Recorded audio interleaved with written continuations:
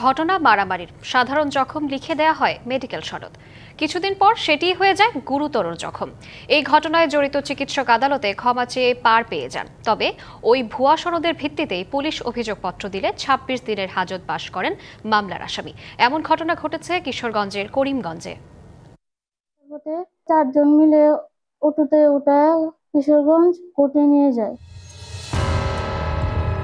মেয়েকে অপহরণের অভিযোগে চলতি বছরের মার্চে বাশার রাব্বি, রতন ও শান্ত মিয়া সহ কয়েকজনের বিরুদ্ধে মামলা করেন কুকিমাদল গ্রামের নজরুল ইসলামের স্ত্রী রোকেয়া আক্তার। এরই জেরে আসামিরা নজরুলকে মারধর ও বাড়িঘর ভাঙচুর করলে হয় আরও 2 মামলা। পাল্টা একটি মামলা করে প্রতিপক্ষ। তবে বাদীপক্ষের অভিযোগ, অপহরণ মামলায় তদন্ত না করেই আসামিদের অব্যাহতি দিয়ে অভিযোগপত্র দেয় পুলিশ। অন্য 2 মামলার আসামিরাও গ্রেপ্তার হননি।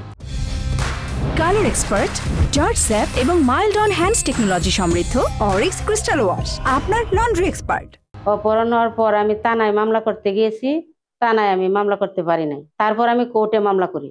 কোর্ট থেকে আপনার থানায় তদন্ত দিছে, তদন্ত কর্মকর্তা আপনার আমার মামলা আমাদের কোনো সাক্ষী জবানবন্দি নেয় নাই, না নিয়ে আপনার মামলা ফাইনালি করে দিছে। থানা থেকে আমি কোনো সহযোগিতা পাচ্ছি না।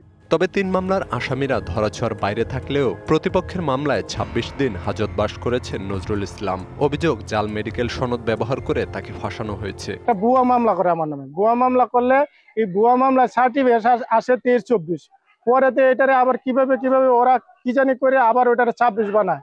একই ডাক্তারের, ডাক্তারের নাম আমি বলতে পারবো, সুলতানা কামাল। যার প্রমাণ এসেছে ডিবিসি নিউজের হাতে। সেখানে দেখা গেল প্রথম মেডিকেল রিপোর্টে আঘাতের ধরন সাধারণ উল্লেখ করা হলেও একই রিপোর্টে পরে ঘষা মাজা করে গুরুতর দেখানো হয়।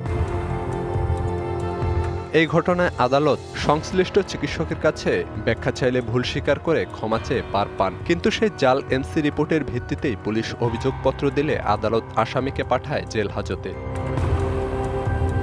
করিমগঞ্জ থানার ওসির দাবি, তদন্ত করেই প্রতিবেদন দেয়া হয়েছে। তবে মেডিকেল সনদের বিষয়ে দিতে পারেননি সদুত্তর। স্কুলে যাওয়ার সময় মেয়েরা ওই বয়সে তো মেয়েরা বুঝেই না, বাবা দিতেই পারে। মেয়েটা দেখে নিয়ে গেছে, শুনছে আবার দিয়ে দিছে। এটা আমার জানা নেই কেমনি দিছে, কি জানা নাই।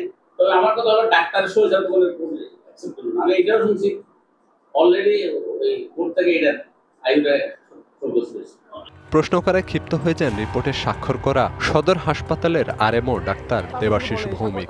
আমার স্বাক্ষর শুধু আছে এখানে, আপনি মানুষের স্বাক্ষর, এটা তো আপনি সদস্য সচিব। সদস্য সচিব কি হয়েছে, সবাই দেওয়ার পরে আমার কাছে একটা সাইন নিয়ে গেছে।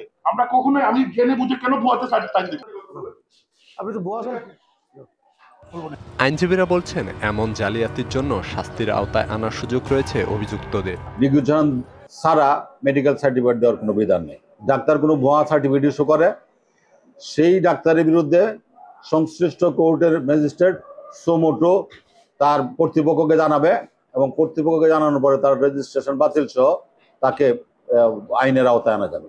অপহরণ ও হামলায় অভিযুক্তদের বিচারের পাশাপাশি জালিয়াতিতে সহায়তাকারীদেরও বিচার চায় ভুক্তভোগী পরিবারটি। DBC news desk.